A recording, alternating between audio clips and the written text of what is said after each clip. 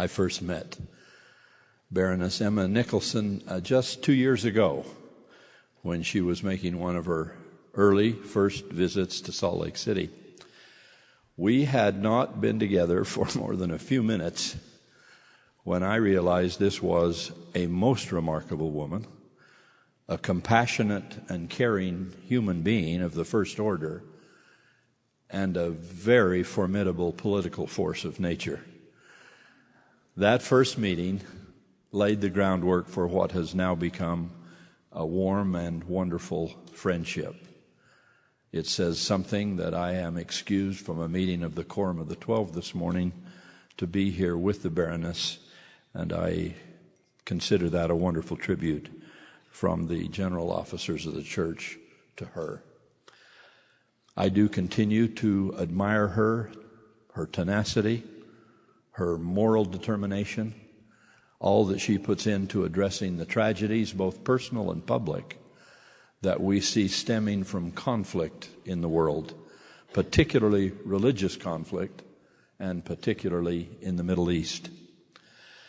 It was nearly 25 years ago, long before some in the West were even aware of such abuses, that the Baroness founded AMAR, a humanitarian relief agency she created to address then Saddam Hussein's persecution and extermination of the Marsh Arabs. Since then, that foundation has grown to provide broad aid to and public support for a wide variety of refugees and displaced persons throughout the Middle East region, providing them things ranging from the basics of food and water and clothing and shelter to increasingly sophisticated healthcare services and rehabilitative education. Truly, Emma has and continues to make her personal contribution to the millennial dream of beating swords into plowshares and spears into pruning hooks. Through our own humanitarian aid, and particularly with the cooperation of Sister Sharon Eubank, who heads that operation for us, the church has been able to partner with Baroness Nicholson and AMAR in providing some of these goods and services to the violently traumatized and religiously war-torn region of the Middle East. Emma Nicholson is truly a Renaissance woman. She is vice president of the Man Booker Prize for English Fiction, arguably the most distinguished prize for a work of fiction in the world. She's president of the Kane Prize for African Writing, chairman of the Booker Prize for Russian Fiction. She holds 7 honorary doctorates and has received many, many awards for her humanitarian work. She served as a member of the House of Commons from 1987 to 1997 and was a confidant to and close political ally of Prime Minister Margaret Thatcher. In 1997, she moved to the other chamber of the British Parliament, took her seat as a member of the House of Lords. In that distinguished house, she chairs the Select Committee on Sexual Violence in Conflict and also the All-Party Parliamentary Group for Foreign Affairs. It was this latter inter-party and inter-chamber group that Baroness Nicholson invited me to speak in England last June. For a former British missionary to be invited to address members of Parliament in the palace at Westminster was a very personal privilege indeed. It beat knocking on doors. Baroness Nicholson, I give you, the Brigham Young University student and faculty audience, I am confident you will never address a more respectful nor more responsive university gathering anywhere in the world. Students and faculty, I give you my friend, Emma Nicholson, Baroness of Winterbourne and humanitarian par excellence. She has embraced wholeheartedly the Savior's teaching that if we have done it unto the least of those among us, we have done it unto him. Baroness Nicholson.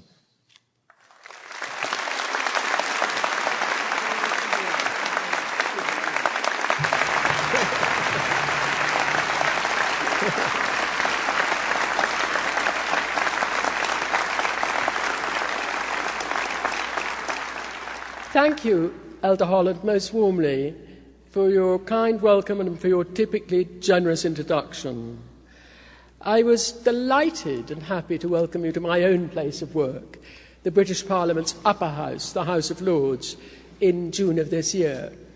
And there, in the Mother of Parliaments, you gave a truly memorable speech to the All-Party Parliamentary Group for Foreign Affairs. Members of both houses, members of Parliament and peers, listened intently. And your speech was watched and listened to by the Deputy Prime Minister of Iraq, Dr. Rosh Shahwez, who visited us especially to hear you.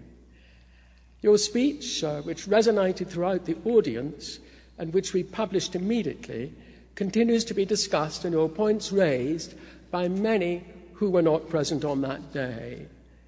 Please come again soon. We welcomed, and indeed we need, your thinking. It's your duty to come. May I thank next President Worthing for his very, very kind hospitality, and Mrs. Worthing on this momentous occasion. Thank you very much indeed for your hospitality and for inviting me to address your students and with them their tutors and professors. The range of knowledge that this audience must hold reflects the BYU deep commitment to hard work, clean living, and clear focus on a good future under your presidency. And this is your personal and very high achievement for which all of us here today and those listening elsewhere thank you. Education is the key to a better world. Thank you also to your predecessor, President Samuelson, for the kind loan of Paul Kerry, whose intellectual and personal support for the Amar Foundation, which I chair, is of huge value to us. He has also generously given personal time to support my own political work, all-party parliamentary groups, and my other committee responsibilities, for which I heartily thank him. I thank BYU now for the introduction to Emily Stevens, a great addition to the Amar family. Her commitment, her great enthusiasm make her a tremendous asset for our work. And just now, Amar's all-Iraqi medical team cares for 1 million patients, and our all-Iraqi teachers have over 180,000 pupils of all ages. And all of this work is carried out vocationally and at a fraction of normal cost. Now, this approach, by wonderful coincidence, mirrors exactly the approach of LDS charities. It is no coincidence that 18 months ago I signed a powerful friendship and cooperation agreement entitled a Memorandum of Understanding between LDS charities and the Amar Foundation. And the document was created by the head of LDS Charities, Sharon Eubank, and the chief executive of the Amar Foundation, Richard Crow. So, how did this friendship come about? For this, we have to thank Jim Olson, now a board member of Amar in Washington, co-chair of the Amar Utah Supporters Circle, alongside Charlene Hawkes. Thank you, Jim. We owe to you, and you alone, the amazing grace of this powerful friendship between us all, which is benefiting daily thousands of men and women and children in greatest possible need.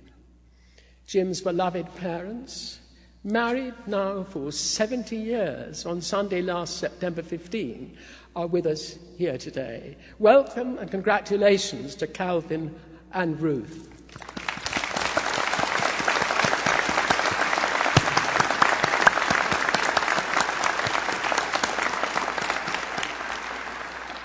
Now, I thank all of you, my new friends, making up our audience here today.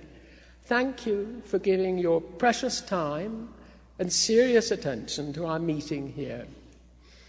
BYU places a big burden on you, its students, one of intensive work, coupled with sport, art, music, continued commitment to the practice of a life of high virtue and shared ethics, and in addition, as we are all tasked as fellow human beings, you have the obligation to help those in need. And that's not an easy programme to fulfil. The pressure to succeed in all of those fields, particularly in finding time and energy to help the neediest, must sometimes feel a real burden on you. You may even wonder if you can manage it. And looking at the poverty of millions of people, I often feel the same. What means our personal success when others are forced to survive in such terrible circumstances? My own starting point is simply this. In any situation or field of human action, success is rated by how you manage within the circumstances that you find yourselves. And if these circumstances are unprepossessing, success is ranked by your ability to change them.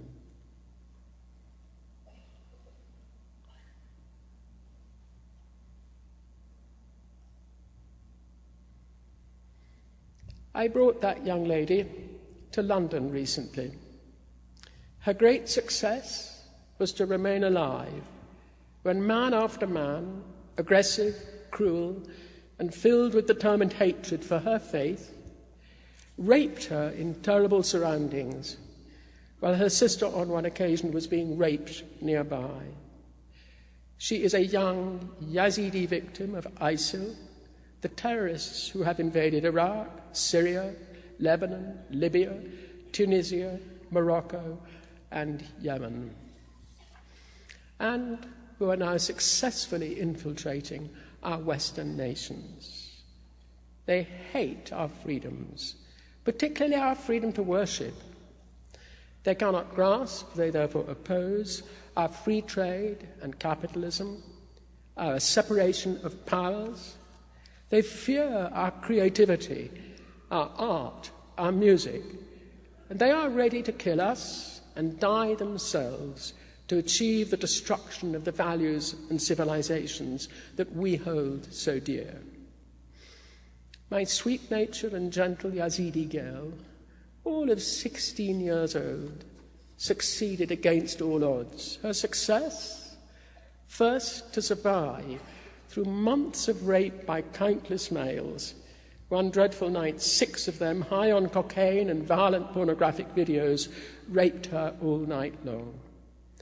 And after some months of this treatment, with supreme courage, she dared to flee into the dark night of unknown terrors, and thereby saved her life. Now the ISIL tormentors padlock their Yazidi girls into cages at night, so that escape is physically beyond them. Like this beautiful, sad, and dignified young woman, I too came from a loving and stable family. I grew up after the Second World War, when Allies Britain and the USA were winning partners. The horrors of anti-Semitism and the destruction of so many families through combat or the concentration camps shaped my childhood and grew in me a burning desire to help rebuild our nation and to assist in the rebuilding of our neighbours across the Channel. France and Germany, Italy, the Netherlands, the Nordic countries, all had been shattered. And the task of nation rebuilding, with all that that entails, was very clear. Corruption was rife. War and an unstable situation brings out the criminals with their exceptional talent in illegal trading. Orphans needed care. Both parents lost or killed. Widows aplenty, with the deep poverty widowhood almost always brings. And the physical demolition through bombing was all around. Whenever I looked in London and in towns and villages, I saw bomb sites and shattered buildings. My own family was exceptionally political. At that time, neither members of Parliament nor peers received salaries or expenses, so all worked too to keep their families. My father's lengthy working hours were dedicated to business and politics. He was in the House of Commons, and to the constituency, a third and constant focus. My father was not the only family member of Parliament. There were at least 13 of them in the Commons at that time, with others trying to get elected. and many more family members sat in the House of Lords. And many of our visitors and some neighbours were politicians too. I drank in their discussions. Naturally, for that time, all of them were male. As a child and growing up, I supported Papa, uncles, and cousins as they ran for office. They were my family. Whatever their views, I campaigned mightily for each and every one. It seemed to me that being in Parliament was the best way of achieving the major social, economic, and other changes that our country needed badly.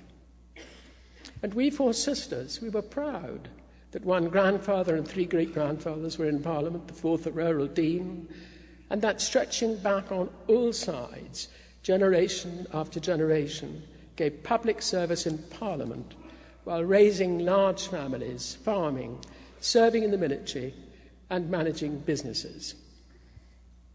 I did have one determinedly campaigning grandmother, however. She was a suffragiste, that's a non-violent suffragette, and of Huguenot descent. Her family fled France after the 1572 massacre of St. Bartholomew's, that centuries earlier precursor of Kristallnacht. We found a lovely picture of her in my father's papers. She stood very boldly, clad in demurest black with gloves and a hat with a veil, standing defiantly beside a huge and disapproving London policeman. She was holding up a vast banner which read, "Votes for Women." So it wasn't that the women in my family were not interested in politics, they surely were, but the opportunity to serve directly was wholly denied to them, as it was to all other women of their time. I decided early to enter politics. Supporting my male relations was insufficient, particularly at times when I did not agree with some of the policies they stood for. Winston Churchill was the great political figure throughout my childhood. His defeat post-war resounded subsequently for many years. It taught me the essential transience of political achievement. He was a true hero, yet like Ulysses, he was defeated after his greatest win. My father, a young Member of Parliament, had been his very first pre-war supporter to become Britain's war leader. Yet soon after the war began, Churchill dispatched my father's elder and only brother to defend the French port of Calais, on which the German forces were fast advancing. But in his haste, Churchill dispatched Uncle Claude's brigade without sufficient equipment and supplies. They fought to the death, and Calais fell. Ever afterwards, Churchill mournfully recalled his error, blaming himself to my father for Uncle Claude's death, for as Prime Minister he had sent a message through Anthony Eden, a later Prime Minister, to tell Claude Nicholson not to surrender, to fight to the death, to protect the retreat from Dunkirk beaches of the remainder of the British Army, and not to tell his officers or men.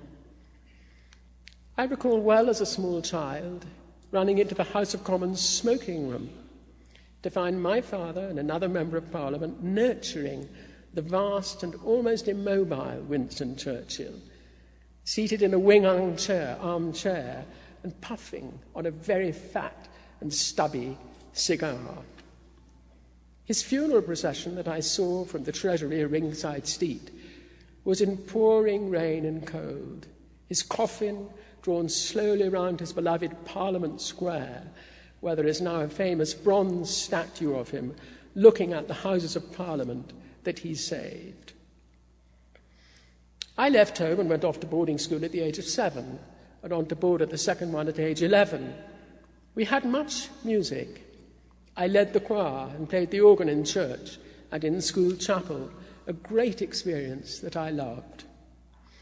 My alma mater is the Royal Academy of Music. My aim was to become a concert pianist at that place of global fame, as well as, if I were very lucky later on, a politician. But music, despite a childhood of practicing at the required topmost professional level, eluded me. My lack of sufficient hearing has been a big gap in my life since birth. So after fully qualifying, I stepped aside from music as a regular career, but used that rigorous training in a much newer field. I changed course entirely and tried for an impossible goal to enter the brand new world of information technology. I have to say that I knew nothing of it. I didn't even understand the word computer. At that time, it was a purely scientific discipline, but it sounded intriguing. I sneaked into a high-level computer examination and against all odds gained a rare and highly prized position to train in computer software engineering.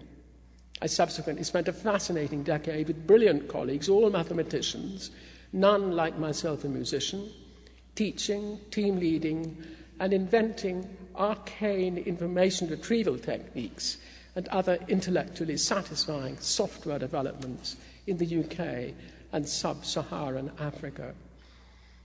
And I followed that up with a highly satisfying spell of work combating childhood poverty internationally as a director of Save the Children. I was first directed of the charity as a client, since their primitive IT system had collapsed, and in my then field of work, we all wished to save all children. These highly varied work challenges were extraordinarily interesting, and I valued the many chances that arose, if you looked hard enough, to use business and charitable interventions to enhance the common good. But it wasn't enough for me, for I believe profoundly that our lives must be committed wholly to embracing the values that the common good enshrines. Societies in fragile states too often lack the vitally important pillars of a free society: democracy, the freedom for each individual to worship, work, own goods and property, for all citizens to be free from hunger, poverty, and distress, and to be able to raise families in peace and prosperity within the safety of the rule of law. And they seek our help to gain these fundamental pillars. I continued to seek a way into politics. I sought advice.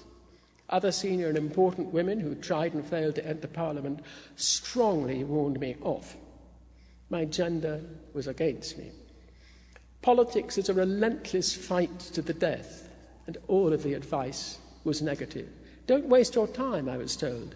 The party will never really accept female MPs. And there was nothing for it. I had to stop asking and have a go. So I took a deep breath and plunged into the snake pit that was and always will be politics, planning to fight successfully and be elected, while knowing that I might easily be destroyed politically and disappear from view. The party application form was my first step to becoming a potential parliamentary candidate. It asked me two vitally important questions. The first, what was my wife's maiden name? I puzzled over that for quite some minutes. Marriage seemed to be a requirement. There was no answer space available for a single person, and the candidate was obviously expected to be a male. Difficult to reply, frankly impossible, but I had to write something or risk immediate dismissal. But the worst question was over the page. Did I agree with all the party's policies? And the space left to answer was no bigger than my little fingernail. There was absolutely no room, no luxury of debate. So I took a deep breath. I reminded myself to research these policies if I got out, and wrote firmly, yes. So I became a potential Conservative candidate for the next general election. The constituency party selection battle came next. If you went to an interview as a female but wearing smart clothes, you were informed you were overdressed. The other way round, the rejection came because you were insufficiently smart. Wearing high-heeled shoes was a no-no, but so was wearing flats. Married, the voter would clearly prefer you to look after your family at home. Unmarried, the voters would obviously prefer married candidates. From a well-known family, you were too grand. From an unknown family, a modest personal background, that was not good enough. And frequently these contraindicative comments were made at the same meeting to each one of the few female candidates. Occasionally, waiting for my turn, I mopped up the tears of a fellow would-be candidate female whose coping powers failed under these personal onslaughts. Even worse, the fearsome chairmen who posed these questions were often women themselves. And once, after a particularly nasty round of questions to several female candidates who retired in misery, I answered back for all of us. Instead of playing possum, and the interview panel collapsed, my barbed answer to Madam Chair had been spot on. I was dismissed immediately by her, but the senior official, a man, followed me out to thank me on behalf of the committee. The lady had been a real bully for too long. They were very sad not to see me again. I'd done their work for them in fighting back. But naturally, I didn't get selected there. I redoubled my efforts, resulting in my gaining the highest number of final interviews without being selected in the history of my chosen political party. My charitable work alone was simply not enough to meet our nation's problems. Political decisions framed society, and better political decisions, I felt, would conquer poverty more quickly and more effectively.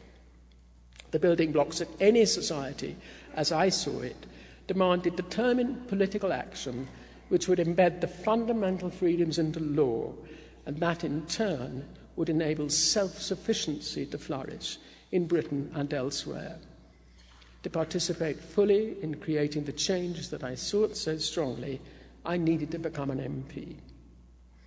I was at last selected for a northern, heavily socialist constituency that was, in political terminology, a hopeless seat, that you could never win, but where you earned your spurs. I spent 3 years of private time and all of my salary in an area of coal mine closures, failed businesses, and fruitless government intervention spending designed to curb the massive unemployment that a major industrial collapse leaves behind. I did not win the ensuing election, although I gained many thousands more votes than any previous candidate had ever done. But a new National Party leader had earlier emerged, and as a candidate, I got to see her. Yes, she was a woman, and a very remarkable woman at that, called Margaret Thatcher. I admired and liked her immensely immediately, and indeed it was a wonderful, wonderful opportunity to get her in as our leader. She offered a direct approach and a very clear vision at a time when Britain was plagued with strikes and economic collapse. I liked her style very much indeed. And 3 years on, I received a call out of the blue that seemed like a miracle. The party gave me an offer I couldn't refuse. I was invited to become party vice president. I worked with Mrs. Thatcher in that voluntary position for a truly fascinating and highly challenging 4 years. Communism started to exhibit major signs of decay. We worked hard to collapse that harsh and useless system and to destroy its rotting siblings. We won national and local elections hand over fist, and the party's popularity grew. The IRA then struck on the mainland for the first ever time. Mrs. Thatcher, her senior ministers, and the 5 of us who led the party were blown up in the night by a massive bomb in Brighton, a calm seaside town where we were holding our annual conference. When the dawn came, the hotel was virtually destroyed, and the horizon was blotted out by a steel grey Royal Navy warship. There were marksmen on every rooftop.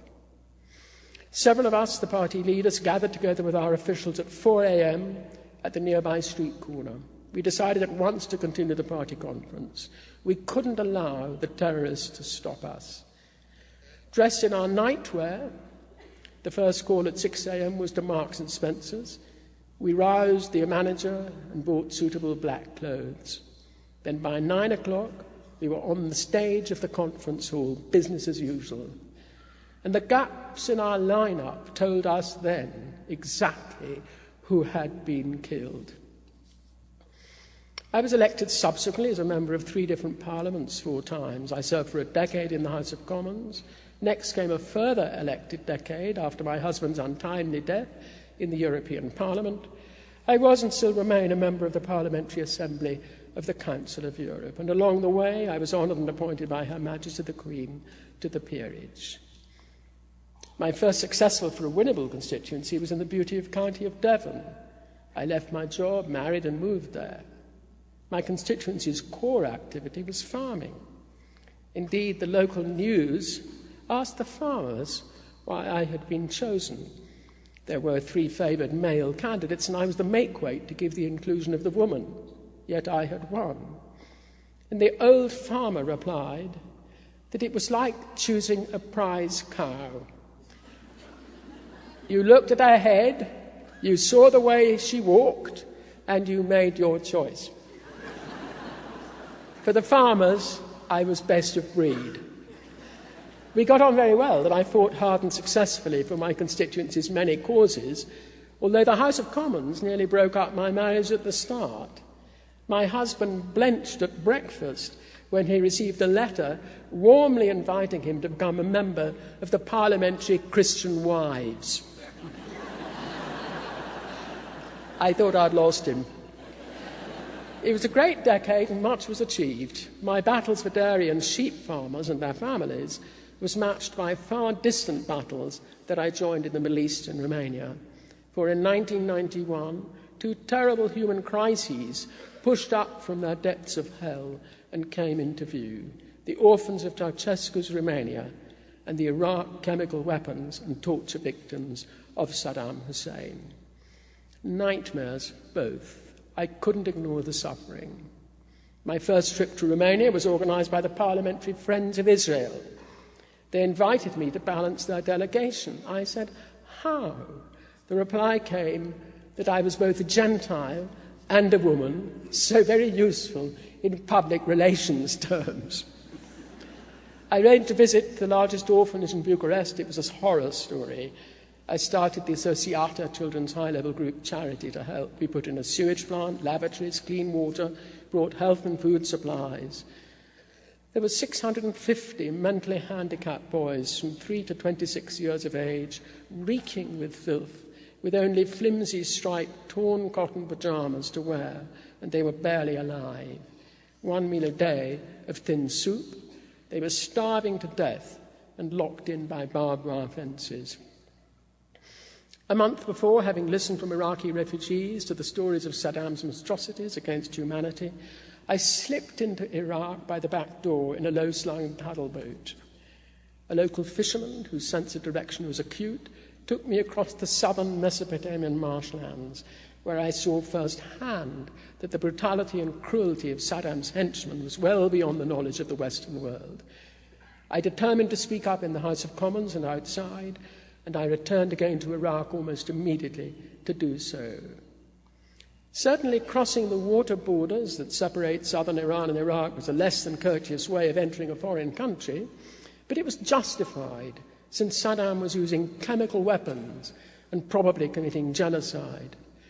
Nor could I assist his victims with food and clothing unless I exercised responsible transparency and accountability in situ. But after each covert mission into the marshes, I issued a press statement decrying Saddam's genocidal war against the people and calling attention to his use of chemical weapons, of which I painstakingly collected proof. My name rapidly became one of the few that Saddam knew, and I was regularly blasted by him through the compliant Iraq media. I refused his several formal invitations sent to me by the Speaker of the Iraqi Parliament to visit officially, if only because I could never step on the face of the US President, George Bush Sr., which Saddam had thoughtfully had mosaicked onto the entrance to the official hotel, where no foreign visitor could avoid disgracing the Bush image. Across the borders in neighbouring Iran, another really difficult country to work in, the sufferings of the Iraqi refugees were acute and unresolved. I started the Ammar Foundation once I realised that the problem was not going to go away. and my purpose was to help the thousands upon thousands of people, men, women and children, streaming out of Iraq, some dying and all desperate, to rebuild lives dominated by genocide and discrimination was my purpose. I found brilliant and despairing medical and teaching professionals within the Iran-based Iraqi refugee camps, and together we pushed the boundaries of our aid inside Iraq itself. And throughout the 90s and early 2000s, I continued to provide the crucial charitable funding and lead the operation as best I could. The team I built up successfully sourced and delivered hundreds of tons of food, clothing, medicines, and provided family health and proper schooling for upwards of 250,000 Iraqi refugees. And with even more difficulty, I moved aid for many thousands of Iraq's internally displaced, wrecked families across the border and into the country itself. This further aroused Saddam's fury, and I was delighted. After my husband's unexpected death, I moved away from the Devon constituency that had framed our happiness. I threw caution to the winds and put myself forward for a new and untried constituency of 10 million people in the far wealthier southeast region of England. My sisters and close family were delighted until they found I would be travelling even more than before, all over everywhere it seemed. In the European Parliament for an intensive decade, I worked on foreign policy, common defence and security policy, and human rights. I was elected Vice President of the largest, most senior and interesting committee that dealt with all of those subjects.